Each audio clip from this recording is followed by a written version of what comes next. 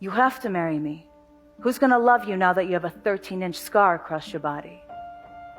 Now, before you judge him for what he said, hear me out. I was 19 years old, and one night, I get a sharp pain in my chest. I fall to the ground, and I can hear this voice. You're sick. Dying.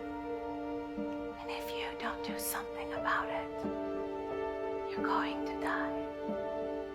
The next day, I'm in my family practitioner's office, Dr. Martin. Nothing is wrong with you, Christina. Your heart is fine. Your lungs are fine. The chest pain you have is acid reflux. Take this medication, it will help you. Dr. Martin, I still have the pain. Something is seriously wrong with me. I don't have acid reflux. My boyfriend at the time, Alessandro, had mentioned to me, Cri, baby, why haven't any of the doctors ordered a CAT scan? Call the police, Dr. Martin, because I'm not leaving your office without a CAT scan. An hour later, Dr. Martin and I are negotiating, and we negotiated down to an ultrasound and an upper GI. 2 days later, I'm in a hospital across town about to start the upper GI, and a nurse runs in. Dr. Martin called, we need a CAT scan, Christina, immediately.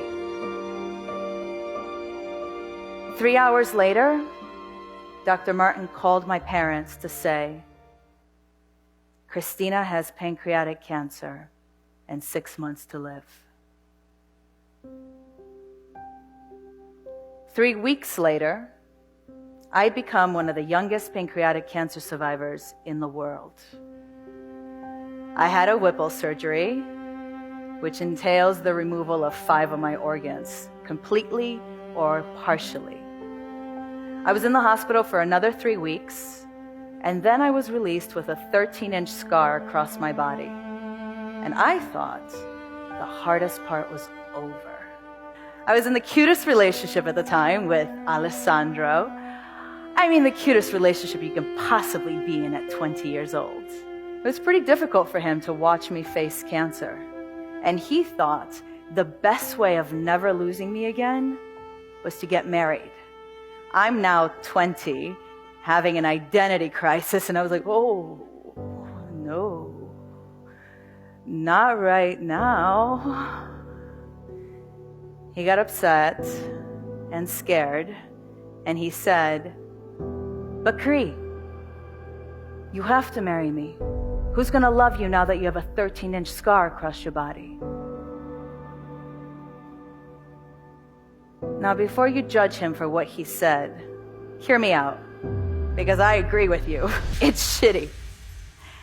In that moment, I actually thought about it.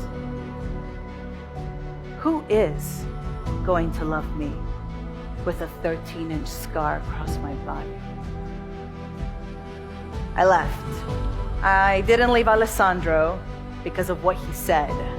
I left Alessandro because a part of me believed what he said, and that scared me. It scared me to see my responsibility and my opinion of myself. So I ran away as fast as I could from the person, the thing that showed me my true self. And here's one of the hardest truths I learned about having scars. That forgiving those who carved them holds us accountable to forgiving ourselves for believing them. And it came down to this for me. I had to take responsibility for my inner voice. Every single day I had a choice to either be constructive or destructive with my thoughts, my actions, my opinions of myself. This was all birthed out of one non-negotiable that I had. I didn't want to be the woman who thought her 13-inch scar was ugly. And even though I didn't believe it was ugly 100%, I didn't believe that it wasn't 100%. My 13-inch scar is the sexiest thing about me. And whatever it is that you are ashamed of, it can become the sexiest thing about you.